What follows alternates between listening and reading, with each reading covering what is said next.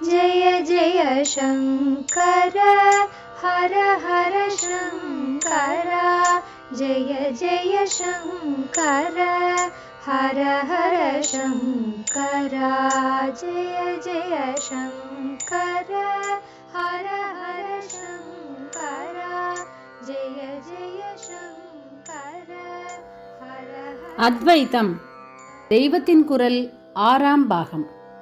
அத்வைத சாதனை. சூத்திர பாஷ்யத்திலும் விவேக சூடாமணியில் மட்டும்தான் ஆச்சாரியால் ஞானத்தின் அந்தரங்க சாதனமாக பக்தியை சொல்லியிருக்கிறார் என்றில்லை. பிரம்மசூத்திர பாஷ்யத்திலேயே சொல்லியிருக்கிறார். சிரித்து திலேயே என்று ஏன் சொல்கிறேன் என்றால், ஆச்சாரியால் பேரில் ஆச்சாரியால் செய்ததாக இருக்கும் பாஷ்யங்கள், பிரகரணங்கள், சோஸ்திரங்கள் அவர் பண்ணினதுதானா என்று ஒவ்வொன்றை ஒவ்வொருத்தர் கேட்கும் போதிலும் அத்தனை பேரும் ஏகோபித்து அவர் பண்ணினதுதான் என்று ஒப்புக்கொள்வதாக இருப்பது சூத்திர பாஷ்யம்தான். அதோடு அதுதான் அவர் அனுகிரகித்திருக்கும் அத்வைத சாஸ்திர புஸ்தகங்களுக்கு சிகரமாய் இருப்பது. அதனால் அதிலேயே ஒன்று சொல்லியிருந்தால் அதற்கு வேல்யூ ஜாஸ்தி. பிரம்மசூத்திரத்தில் பிரம்மானுபவத்தை உண்டாக்கும் சாதனத்திற்கு சம்ராதனம் என்று பெயர் சொல்லி இருக்கிறது. குறிப்பு: 3வது அத்தியாயம் 2.24. ஆராதனை என்ற மாதிரியே அர்த்தம் கொடுப்பது சம்ராதனம் என்ற வார்த்தை. பக்தி வழிபாட்டைத்தான் பொதுவாக ஆராதனை என்கிறோம். இங்கே ஞான வழிபாட்டை சம்ராதனம் என்று சொல்லியிருக்கிறது. அந்த வார்த்தையை ஆச்சாரியால் விளக்கி பாஷ்யம் பண்ணும்போது பக்தி தியான பிரணிதானாதி அனுஷ்டானம் என்றே சொல்லியிருக்கிறார். பிரணிதானம் என்றால் சமாதி, சமாதானம் முதலியவை மாதிரி பரிபூர்ணமாக ஒருமுகப்படுத்தி சேர்த்து வைப்பது என்று அர்த்தம். பொதுவாக பிரம்மானுபவத்திற்கான ஞான சாதனம் என்றால் என்ன நினைக்க தோன்றும் என்றால், ஆச்சாரியால் சொல்லி சொல்லி கேட்டேதான் இப்படி நினைக்க தோன்றும். அப்படி என்ன தோன்றும் என்றால், அந்தக்கரணத்தை பூர்ணமாக ஒருமுகப்படுத்தி தியானம் செய்வதுதான் அந்த சாதனம் என்றே தோன்றும். ஆனால் அதே ஆச்சாரியாலே இங்கே பக்தியை முதலில் போட்டு அப்புறமே தியானத்தை சொல்லி இரண்டாலும் பிரணிதானம் பண்ண வேண்டும் என்கிறார். ஆராதனை என்கிற மாதிரியே உபாசனை என்பதும் பொதுவாக சகுண வழிபாட்டைத்தான் சொல்வது. பொதுவாக மாத்திரமில்லை, வேதாந்த சாஸ்திரத்திலேயே அப்படித்தான் குறிப்பிடுவது. கர்மா, பக்தி, ஞானம் என்கிறதை கர்மா, உபாசனை, ஞானம் என்றே அந்த சாஸ்திரஜர்கள் சொல்லியிருப்பார்கள். பிரம்மசூத்திரத்தில் ஒரு இடத்தில் ஒருவன் தான் பெற்றுக்கொண்ட உபதேசத்தை விடாமல் பல ஆவர்த்தி மனனம் செய்ய வேண்டும். அதாவது ஆலோசனை பண்ணி அலசி உறுதிப்படுத்தி கொள்ள வேண்டும் என்று வருகிறது. குறிப்பு: 4வது அத்தியாயம் 1.1. இங்கே மூல சூத்திரத்தில் பக்தி பாவத்துடன் செய்கிற உபாசனை பற்றியோ அறிவை முக்கியமாக கொண்டு செய்கிற ஞான சாதனை பற்றியோ எதுவும் இல்லை. பொதுவாக ஆவர்த்தி பண்ணணும், அதாவது உரு போடணும் என்றே இருக்கிறது. ஆனால் இதற்கு முன்னாலும் பின்னாலும் சூத்திரங்களை அமைத்திருக்கிற போக்கிலிருந்து ஞான மார்க்கத்தில் மகா வாக்கிய உபதேசம் பெற்ற பிறகு முமுக்ஷு பண்ண வேண்டிய மனனம்தான் இங்கே சொல்லியிருப்பது என்று தெளிவாகிறது.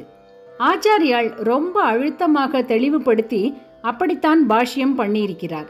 ஆனால் இந்த குறிப்பிட்ட சூத்திரத்திற்கான பாஷ்யத்தை முடிக்கிற போது அவராகவே உபாசனா மார்க்கத்தையும் பற்றி சொல்லி அறிவது, உபாசிப்பது என்ற இரண்டையும் வித்தியாசப்படுத்தாமல் ஒன்றாகவே உபனிஷத்தில் சில இடங்களில் சொல்லியிருப்பதை எடுத்து காட்டியிருக்கிறார். சிரவணம் செய்த உபதேசத்தை விடாமல் மனனம் செய்து அர்த்தத்தை கண்டுகொண்ட அப்புறம் அந்த அர்த்தம் ஒன்றிலேயே மனசை இடைவிடாமல் ஈடுபடுத்தி நிற்பதை தியானம் என்கிறோம். இதே மாதிரி குரு என்று ஒருவரிடமே சிஷ்யன் மனசை இடைவிடாமல் ஈடுபடுத்தி இருந்தாலோ அதை குரு உபாசனை என்கிறோம். ராஜாவிடம் ஒரு பிரஜை இதே போல ஈடுபட்டிருந்தால் ராஜாவை உபாசிக்கிறான் என்கிறோம். பர்த்தாவிடமே ஒரு பதிவிரத்தை ஈடுபட்டிருந்தால் பதி உபாசனை என்கிறோம் என்று ஆச்சாரியால் காட்டியிருக்கிறார். அதாவது முறையே பக்தி பாவங்களில் மிக உசந்ததாக சொல்லப்படும் ஆத்ம நிவேதனம், தாஸ்யம், மாதுரியம் ஆகியவற்றை ஹிண்ட் பண்ணியிருக்கிறார். குறிப்பு: நாயிகா பாவமான மாதுரியமே ஆத்ம நிவேதனம் என்பது பொது கருத்தாயினும் இங்கு சீடன் குருவிடம் காட்டும் பக்தி பாங்கே ஆத்ம நிவேதனம் என்று ஸ்ரீசரணர்கள் கருதுவதாக தெரிகிறது. இப்படி பண்ணின அப்புறம்தான் உபனிஷத்துக்களிலேயே அறிவது, உபாசிப்பது என்ற இரண்டையும் வித்தியாசப்படுத்தாமல் ஒன்றாகத்தான் சொல்லியிருக்கிறதென்று சொல்லி 2 திருஷ்டாந்தங்களும் கொடுத்திருக்கிறார். குறிப்பு: முதல் திருஷ்டாந்தம் சாந்தோக்கியம் 4வது அத்தியாயம் 1.4 மற்றும் 4வது அத்தியாயம் 2.2. இரண்டாவது திருஷ்டாந்தம் சாந்தோக்கியம் 3வது அத்தியாயம் 18.1 மற்றும் 3வது அத்தியாயம் 18.3. அதிலே முதல் திருஷ்டாந்தம் இத்தனை நாள் சொன்ன விஷயத்திற்கு லட்சியத்தை தத்துவம் என்று மட்டும் வைத்துவிடாமல் உயிருள்ள மூர்த்தி என்ற பக்தி பிரேமையோடு அனுசந்தானம் பண்ண வேண்டும் என்ற விஷயத்துக்கு பலமான சப்போர்ட்டாக இருக்கிறது. அது என்ன என்றால், ரைக்வர் என்ற ஞானியை பற்றி ஒரு ஹம்சபக்ஷி இன்னொரு ஹம்சபக்ஷியிடம் சகலமான பேரும் அறிந்திருக்கிறதெல்லாமும் அவர் அறிந்திருப்பதற்குள் அடக்கமாகிவிடும் என்று புகழ்ந்து சொல்லிக்கொண்டு ஆகாச வீதியிலே போகிறது. இதிலிருந்து அவர் பிரம்மஞானி என்று நன்றாக தெரிகிறது. பக்ஷி சொன்னது வாலறிவு என்று தமிழ் நூல்களில் சொல்லியிருக்கும் சர்வஜதையான பிரம்ம ஞானந்தான். அந்த பக்ஷி சொன்னதை உப்பரிகையில் சயனித்து கொண்டிருக்கிற ராஜா ஞானஸ்ருதி என்று அவனுக்கு பேர் கேட்டுக்கொண்டிருக்கிறான். அப்புறம் அந்த ஞானியை பார்க்க வேண்டும் என்று அவன் போகிறான். இங்கேதான் நம் டாபிக் வருகிறது.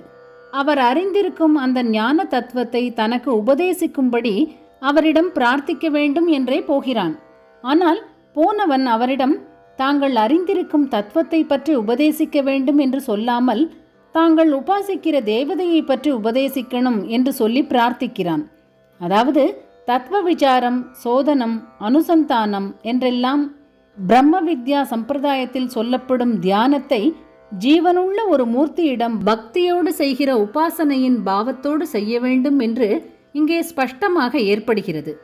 உபனிஷத்தே அப்படி சொல்லி இவ்வாறு சொல்லியிருப்பதை கொஞ்சம் அவுட் ஆஃப் கான்டெக்ஸ்ட் மாதிரி கூட தோன்றக்கூடிய இடத்தில் ஆச்சாரியாலே பிரகாசப்படுத்தி காட்டியிருப்பதற்கு ரொம்ப விசேஷம் உண்டு. எவ்வளவோ விஸ்தாரமாக ஆச்சாரியால் பாஷ்யம் பண்ணும் இடங்களில் கூட மூலத்தில் உள்ள விஷயத்தை மட்டுமே சரியானபடி புரிய வைப்பதற்குத்தான் அத்தனை விஸ்தாரமும் தேவையானதாய் இருக்குமே தவிர அனாவசிய சுற்றல் வளைசல் கொஞ்சம் கூட இருக்காது. சூத்திரங்களுக்கு அவர் பண்ணும் பாஷ்யங்களின் வாச்சகங்களும் சூத்திரம் மாதிரியேதான் ரத்ன சுருக்கமாய் இருக்கும். வியர்த்த விஸ்தார் கஹீம் நஹீம் கர்த்தே என்றெல்லாம் வினோபா கூட சொல்லியிருக்கிறார். அப்படிப்பட்டவர் இங்கே கொஞ்சம் வெளியிலிருந்தே ஒரு விஷயத்தை இழுத்து கொண்டு வந்துவிடுகிற மாதிரி தோன்றுகிறது என்றால் அது அவருக்கு ரொம்பவும் முக்கியமாக தெரிவதென்றுதானே அர்த்தம். ஆனால் ரொம்பவும் ட்ரெடிஷனை ரட்சிப்பவராதலால் அத்வைத சாஸ்திரத்தில் பக்தி என்று வெளிப்படையாக விஸ்தாரம் பண்ணி விஷயம் புரியாதவர்கள் குழப்படி பண்ணிக்கொள்ள இடம் தர வேண்டாம். சமயம் வரும்போது அதை குருமார்களே சிஷ்யர்களுக்கு தெரிவிக்கட்டும் என்ற அபிப்பிராயத்திலாக இருக்கலாம். தம்முடைய புஸ்தகங்களில் சொல்லாமலே இருந்திருக்கிறார் போல் இருக்கிறது.